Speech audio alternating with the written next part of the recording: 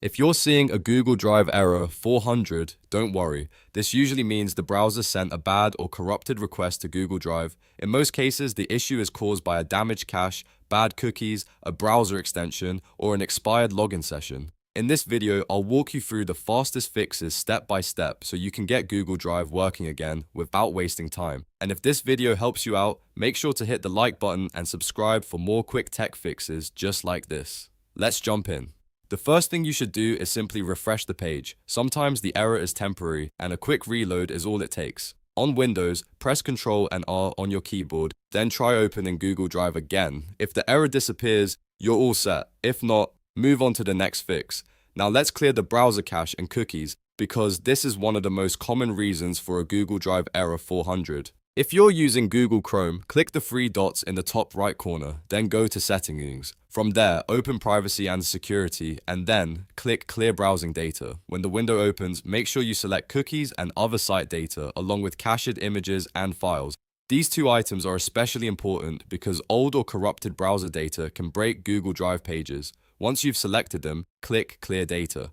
After that, close the browser completely and reopen it before trying Google Drive again.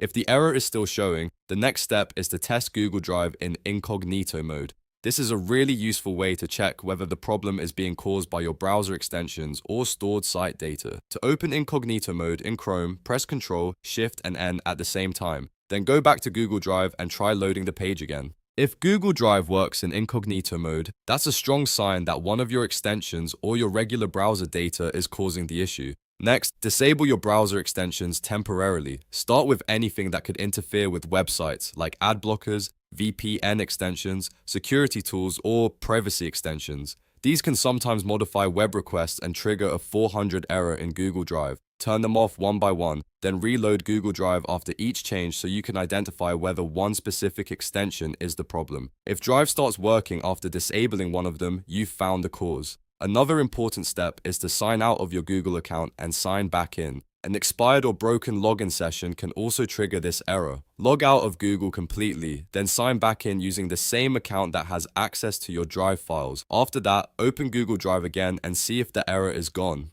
If none of those steps work, try using a different browser or updating the one you already have. Sometimes the issue is tied to a specific browser version or browser profile. Switching to another browser can help confirm whether the problem is local to your current setup.